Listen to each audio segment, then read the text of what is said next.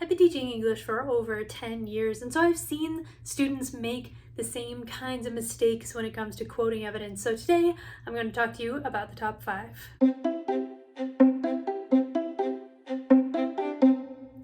Hi, my name is Carly Stevens, and this is English Nerd.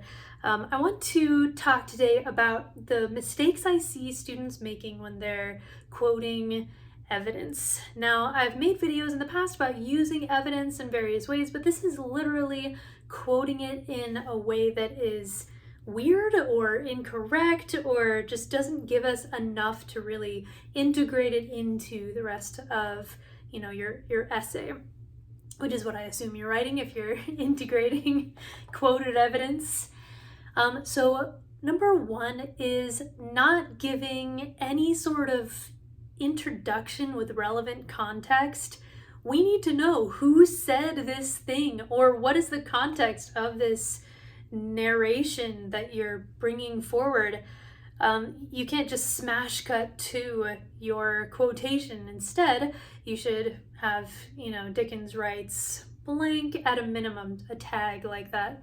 It's even better to have a bit more relevant context and explanation that leads us into that quotation. But if you have no introduction, if you have no context or tag, then that is where we have a problem. Okay, number 2 is using fragments as complete quotations. So let's say you say in your paper, Dickens writes, "You have been the last dream of my, It's a terrible example because that's not one that people would generally use, but it's something like that where you have, a character says or somebody writes, and then you take only part of a sentence and treat that as the whole thing. Now, I recognize that there are times when you have somebody like Dickens writing these massive sentences. What I'm not saying is that you need to quote the whole thing, but you do need to, in a situation like that, use a part that can stand on its own. So it was the best of times. Stands on its own. You don't need that whole paragraph long introductory sentence that he has for A Tale of Two Cities. So make sure that if you're treating a quotation like you would treat a full sentence, a full thought, then give it a full thought. This is less common of an issue with more modern writing. I really don't see it there, but when you have something like Shakespeare, where the language is a little trickier, or Dante or somebody like that, then just make sure that you do have a complete thought when you have just that little introduction. Excuse me. Number 3 is quoting way more than you need. This is a rookie move. This is something that shows that you're trying to pad the runtime, as it were. Only use as much of a quotation as you actually need and intend to explain afterwards. If you are not intending to explain, or there's really no real relevance to these additional sentences, then leave them out. Sometimes what I see people doing is quoting a whole section because they feel like this explains the concept better than they could with their introduction. What you want to use quoted evidence for in a paper is to persuade, to make your point. What you don't want your quotations to do is summarize for you or say something for you, and therefore you don't need to explain. So only use as much evidence as you actually need in order to make your point. I have, again, other videos that go more in depth into some of these ideas, but yeah, make sure you only give what you need. Next, number 4 is not citing the page number or the source. Now, whether you're using MLA or Chicago or whatever, you do need to cite the source and or the page number for any quotations that you're using.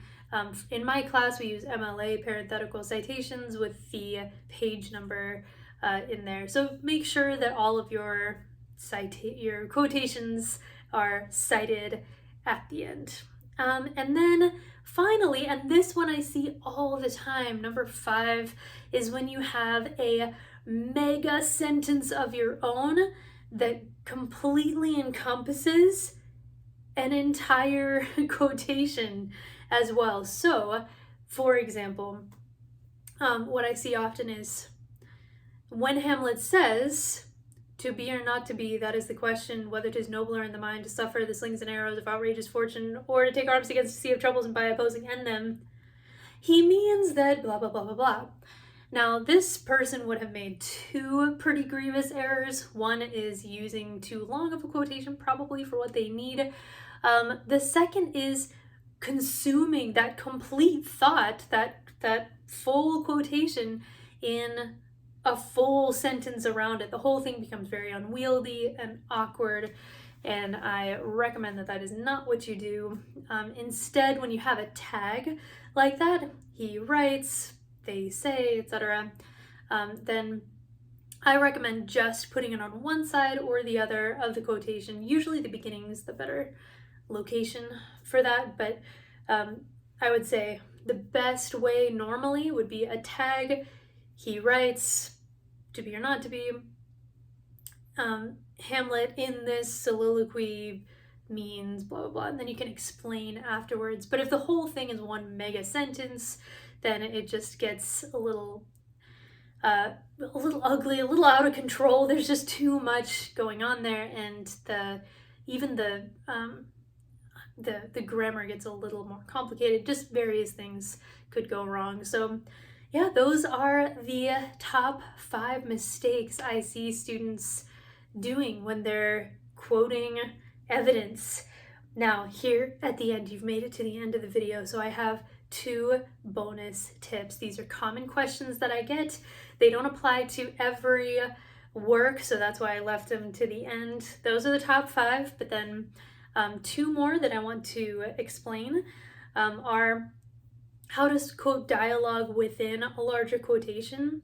So if you're citing something and you have narration and then some dialogue within what you want to quote there, then use double quotation marks around the whole thing, single quotation marks around the dialogue within that. If you're just quoting dialogue, then you don't need to worry about any of this nonsense. Really, it's just to differentiate the dialogue from the narration in your quotation. So that could mean that you have 3 quotation marks on one side, the 1 for the dialogue and 2 for the overall quotation. And then lastly, my final little tip is if you're quoting poetry or something that is written in verse, so much of Shakespeare is written in verse, epic poems, obviously just normal poems. Anytime you have something like that, use a slash to indicate where one line ends and the next begins. You don't need to do that for normal paragraphs for prose because it doesn't matter. You can just run on to the next line naturally. But with poetry, there's a very intentional logic behind when one line ends and the next begins, and so you need to honor that with that slash. Okay, there you go. 5 of the top mistakes I see students making when they quote evidence, plus 2 little tips at the end. So do make sure to subscribe to English Nerd, get the notifications for more writing and literature related videos. I'll try to continue bringing helpful tips. So like this video if you like it, subscribe, and I'll see you next week. Bye.